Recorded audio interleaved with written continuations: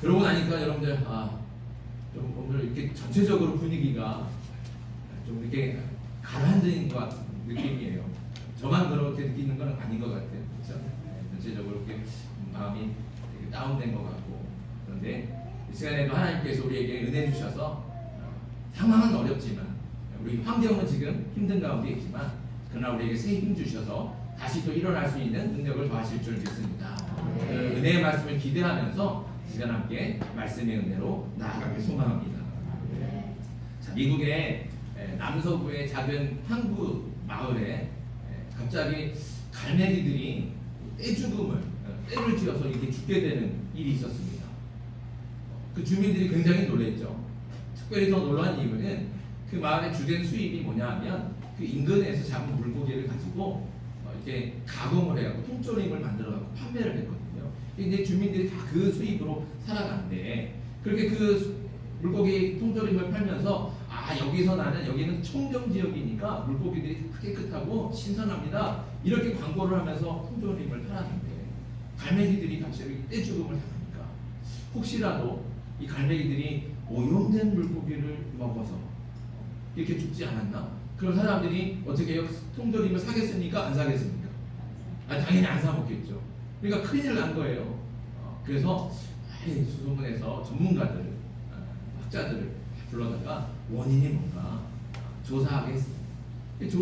전문가들이 열심히 조사를 했는데 정확한 근본적인 이유는 못 찾아낸 거예요.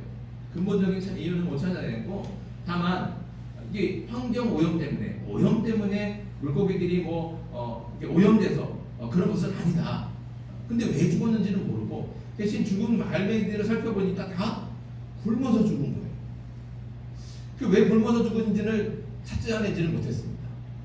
그래서 나중에 시간이 흘러서 나중에 이제 동물학자가 이 갈매기들이 굶어서 죽었다라고 하는 것을 찾아보고서는 그것을 찾아내서 더 이제 환경이나 주변의 여러 가지 주변 환경들을 철저하게 조사를 해보니까 뜻밖의 결과를 발견하게 됐어요. 그 이유가 뭔가? 그 마을 사람들이 이제 통조림을 만들잖아요. 물고기를 잡아서 통조림을 만드는데 처음에는 머리하고 꼬리는 잘라서 바다에 버렸다는 거예요. 그리고 안에 있는 몸통으로만 통조림을 만들었어요. 근데 나중에 수년이 지나고 나서 나중에 주민들의 수입을 더 많아지게 하려고 하다 보니까 그 머리와 꼬리도 버리지 않고 그거를 동물의 사료로 가공하기 시작했다. 이유가 그거라는 겁니다. 왜 이유가 되겠습니까? 처음에 통조림을 만들면서 머리하고 꼬리는 잘라서 바다에 버렸는데 갈매기들이 그 버린 물고기의 부산물들을 먹었다는 거예요. 그러니까 특별히 사냥할 이유가 없었어요. 너무 그 머리하고 꼬리가 많이 나오니까 특별히 사냥할 이유가 없었던 거예요. 그냥 주민들이 버리는 그 머리와 꼬리를 가지고 그것으로 가지고도 충분하게 갈매기들이 살아간 거예요. 그리고서는 수년 동안 거기에 익숙해진 겁니다. 그런데 갑자기 머리하고 꼬리가 없어진 거예요. 그리고 나서 그 갈매기가 두 부류로 나눠지게 된 겁니다. 한쪽은 변화된 그 환경대에 맞춰서 그 잃어버렸던 야성을 되찾아가고 다시 사냥을 하기 시작합니다. 그래서 살아남았는데 한쪽은 어떻게 해요? 굶어 죽을 때까지 그 버려지는 생선 머리와 꼬리 그것만 기다리다가 죽었다는 것이죠. 그러니까 변화하던 환경에 맞춰서 자신의 삶을 변화시켜야 가는데 변화하지 못한 갈매기들은 도태돼서 죽어갔다는 겁니다. 이렇게 세상에는 변하지 말아야 될 것도 분명히 있지만 또 흐름에 따라서 때에 따라서 변화해야 되는 것도 반드시 있습니다. 그리고 제때 변하지 못하면 갈매기들처럼 안타까운 죽음을 맞이할 수밖에 없다는 겁니다. 특별히 기독교를 무슨 종교라고 부르냐? 변화의 종교라고 부릅니다. 왜 변화의 종교라고 부릅니까?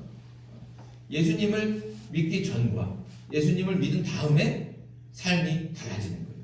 변화된다는 것이죠. 반드시 또 변화돼야만 한다는 겁니다.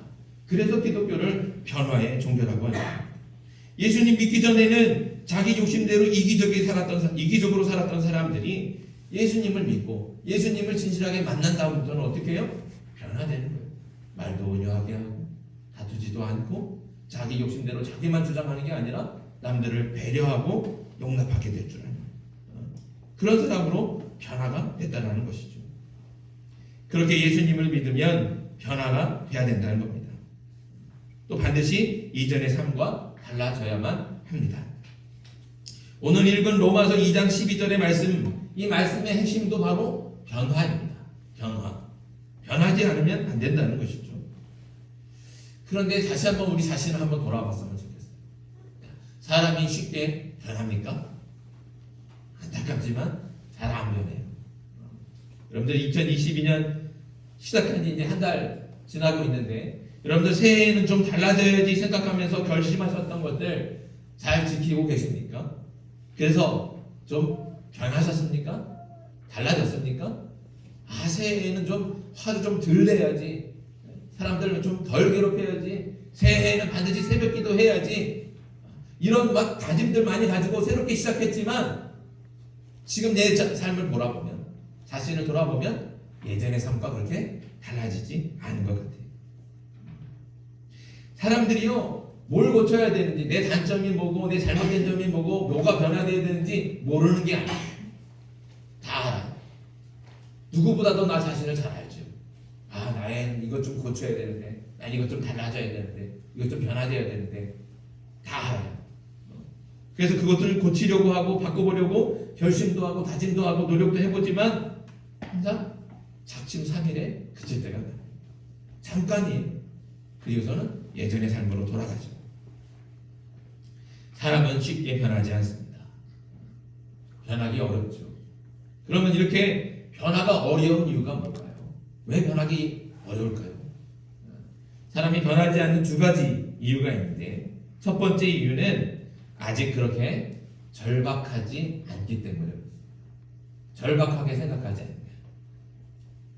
왜냐하면 내가 변하지 않더라도 세상은 돌아가고 내 인생도 그럭저럭 살아가기 때문에 그렇습니다. 내가 변하지 않더라도 사는 데는 별로 지장이 없기 때문에 변하고 싶은 마음은 있어도 실제로 변하지 않는다는 거예요. 저도 올해 살 빼야지 이런 결심을 했지만 살 안 빼도 사실 그렇게 살아가는 데가 어렵지 않거든요. 살을 빼야지 하는 마음은 있지만 그게 나한테 절박하지 않은 거예요. 절박하지 않으니까 결심은 해도 결심한 대로 잘 이루어지지 않는다는 것이죠. 결국 죽음을 생각할 정도로 절박한 순간이 아니면 사람은 결코 쉽게 변하지 않는다는 말입니다. 사는 게 아니라고 말하면서도 그 생활에 익숙해지고 편해지니까 그렇게 하루하루를 살게 되는 겁니다. 여러분들 중고등학교 다닐 때 개구리 해부해 보셨습니까? 개구리 해부할 때 어떤 개구리 쓰시는지 아세요? 살아있는 개구리로 해부 못합니다. 어떻게? 삶은 개구리로 해부하는 거예요. 그런데 개구리 어떻게 삶습니까?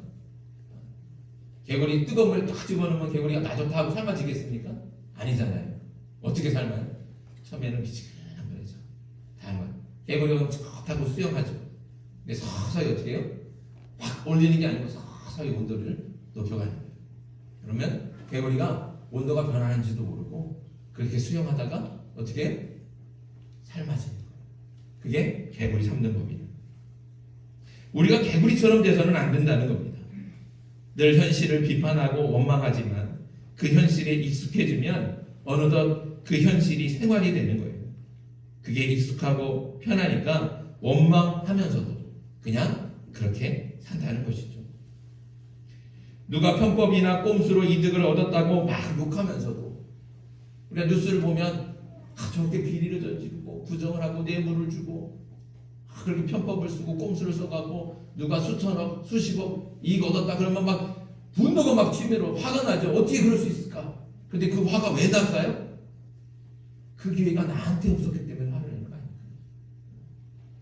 그런 편법이나 꼼수로 나한테 기회가 오면 사실은 앞뒤 안 보고 나도 그 기회를 덥석 잡을 거야.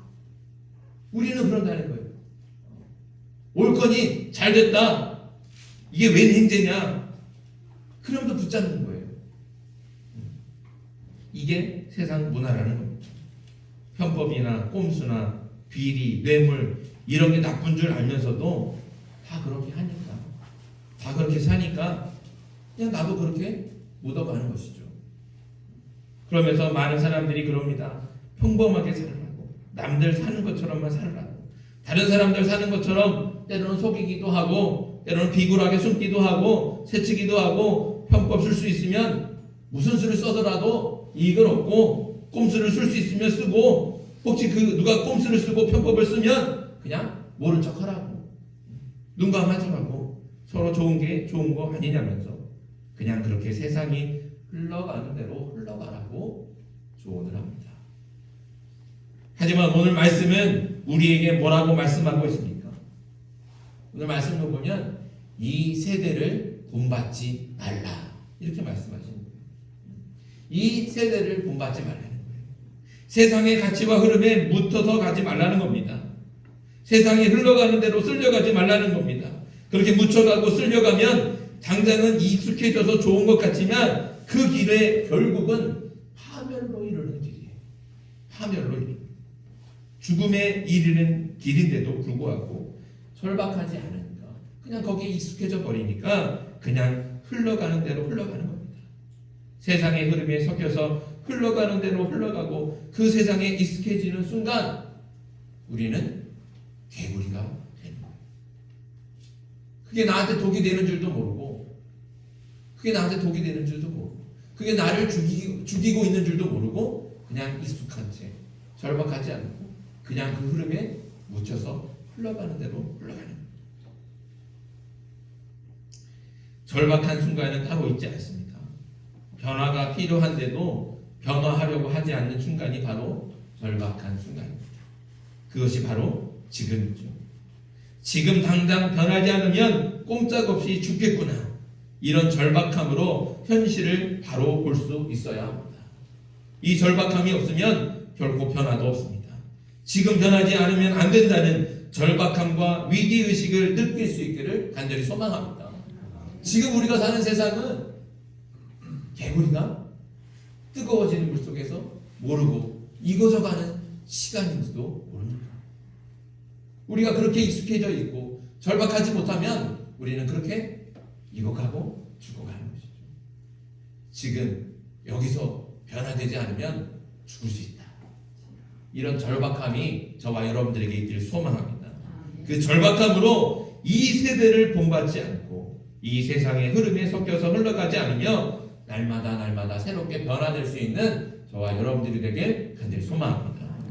자, 그리고 변화가 어려운 두 번째 이유가 있는데, 두 번째 이유는 나 혼자서도 변할 수 있다고 생각하기 때문에 그렇습니다. 자, 변화는 혼자 되지 않아요. 자, 물은 뭐하고 뭐로 되는 줄 아세요? 수소와 산소가 만나는 겁니다. 수소 한 점만 있다고 물이 됩니까? 안 되는 거예요.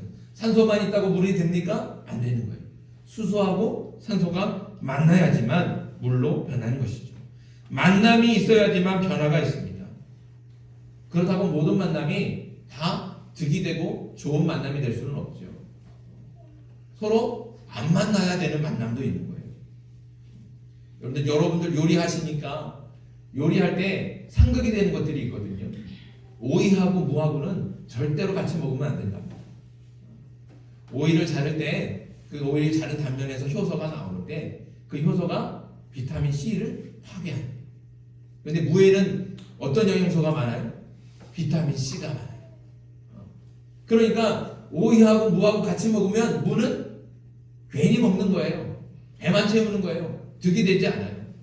그래서 오이하고 무는 절대로 같이 요리하지를 않습니다. 같이 먹지를 않는다는 거예요. 이렇게 서로 만나봐야 해가 되분인 만남이 있습니다. 이렇게 어떤 만남은 서로에게 힘이 되고 좋은 영향을 주지만 어떤 만남은 도구로 변하기도 하고 만남 때문에 인생을 해치기도 합니다. 그렇다면 우리에게 이득이 되고 우리를 좋게 변하는 만남은 어떤 만남이겠습니까? 어떤 만남이 있어야 우리가 우리 인생이 좋은 방향으로 달라지고 변화될 수 있을까요? 그것은 바로 하나님을 만나야 됩니다.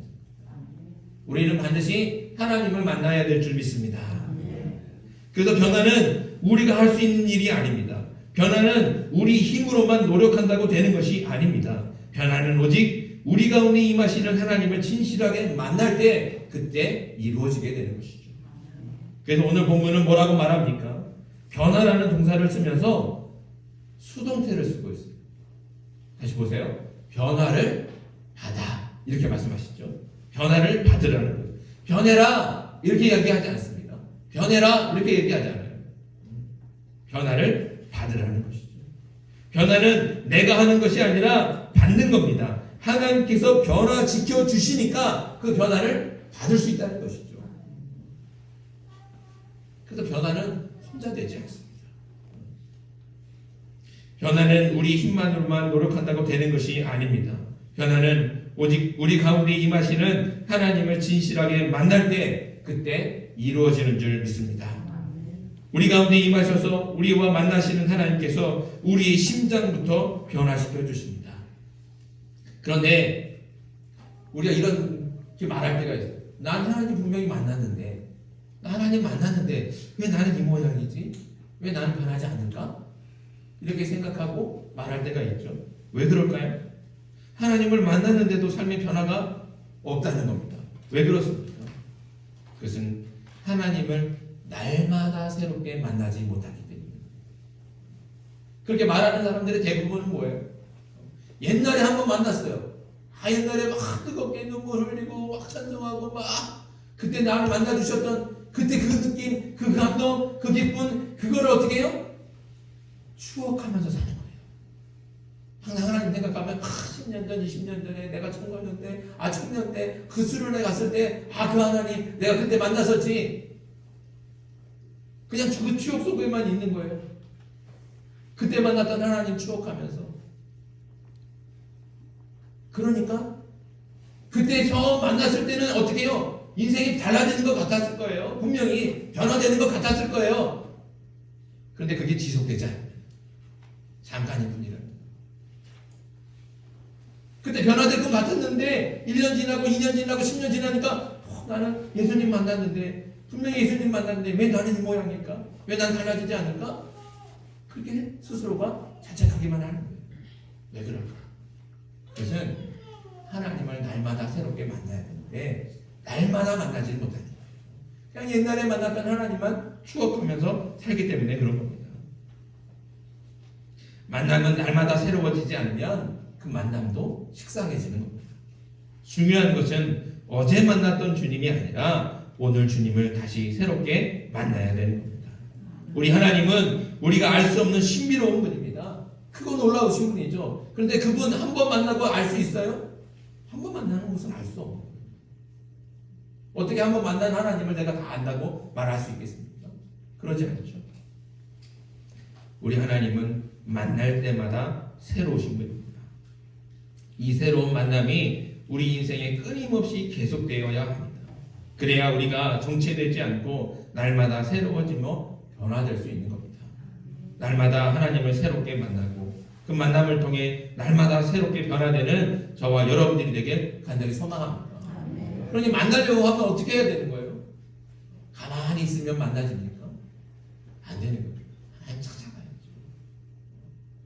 말씀 속으로 찾아가고 찬양 속으로 찾아가고 시간 날 때마다 기도하면서 하나님과 만나야 됩니다.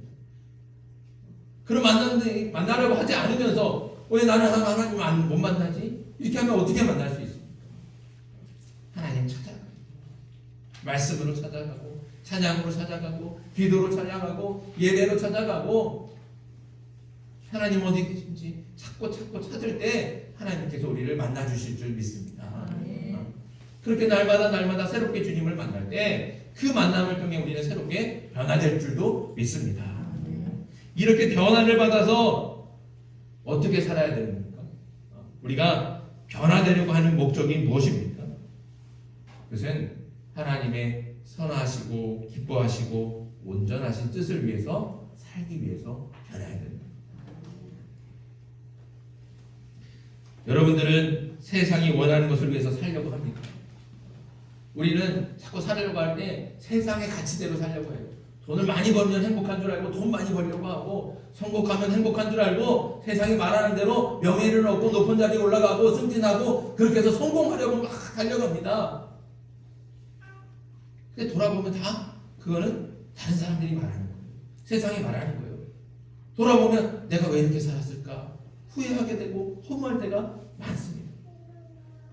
세상이 끌고 가려는 대로 끌려가고 세상이 흘러가는 대로 흘러가는 그런 인생을 살아야겠습니까? 그러지 않죠. 세상이 좋다고 말하는 것이 아니라 내가 좋아하는 것, 내가 원하는 것, 내가 기뻐하는 것, 그거 한번 해보면 살아가야 되지 않겠습니까? 세상이 좋다고 말하는 거 말고 내가 정말 좋아하는 거, 내가 원하는 거, 그거 하면서 살아야죠. 그런데 그리스도인은 세상이 좋다고 말하는 것도 아니고 내가 좋아하는 것도 아닙니다. 누구를 위해서 합니까? 하나님을 위해서. 하나님이 원하시는 것, 하나님의 뜻을 위해서 사는 겁니다. 그것이 내가 원하는 것이 될 때 그게 진짜 그리스도인이 된다는 것이죠. 그리스도인은요, 내가 하나님을 믿고 예수님을 사랑합니다, 이렇게 고백하는 사람은 내가 원하는 대로 살지 않습니다. 누가 원하는 것을 먼저 생각합니까? 주님이 원하십니다. 내가 기뻐하는 것 찾지 않습니다. 누가 기뻐하시는 것을 찾습니까? 주님이 기뻐하시는 것. 주님이 원하시는 게 뭘까? 주님이 기뻐하시는 게 뭘까? 그것을 행하는 것이 내가 원하는 소원이 된다는 거죠. 그렇게 내가 원하는 것과 하나님이 원하시는 것이, 주님이 원하시는 것이 하나가 될 때 그게 진짜 그리스도인이 될 줄 믿습니다. 그렇게 하나님의 뜻을 이루는 것, 그것이 우리의 소원이 될 때, 그때 우리가 참된 그리스도인이 되고 그런 삶을 살아갈 수 있는 것은 우리가 온전하게 변화될 때 가능하다는 것이죠. 저와 여러분들이 변화된 삶으로, 주님께서 변화주시는 그 삶으로 이렇게 주님의 선하시고 기뻐하시고 온전하신 뜻을 이루며 살아갈 수 있기를 간절히 소망합니다. 사랑하는 여러분, 여러분은 정말 변화되기를 원하십니까? 내 인생이 변해서 더 아름답고 복된 인생이 되었으면 좋겠다, 이렇게 소망하고 있습니까? 그렇다면 지금 변하지 않으면 안 되는 절박한 순간임을 깨닫기를 소망합니다. 절박함으로 간절하게 하나님을 찾고 날마다 하나님을 만나서 우리의 생활이, 그리고 우리의 삶이, 우리의 인생이 변화될 수 있기를 간절히 소망합니다. 그렇게 변화를 받은 새 삶으로 하나님의 선하시고 기뻐하시고 온전하신 뜻을 이룰 수 있는 저와 여러분, 또 우리 검은교회 될 수 있기를 간절히 바랍니다. 그렇게 변화된 삶으로 하나님을 위해서 살아갈 때 우리의 삶만 변하지 않고 우리의 교회도 변하고 우리의 가정도 변하고 우리의 지역사회, 우리의 나라도 변화가 될 줄 믿습니다. 그 변화의 시작이 바로 저와 여러분들에게 있습니다. 우리가 절박한 마음으로 하나님을 찾고 하나님을 새롭게 만남으로 변화되어서 그렇게 변화된 삶으로 우리 자신만뿐만 아니라 우리의 가정과 우리의 공동체를 변화시켜 갈 수 있는 저와 여러분과 우리 공동체, 우리 성도들 될 수 있기를 간절히 바랍니다. 함께 기도드리겠습니다. 하나님, 우리는 늘 인생이 달라지기를 원합니다.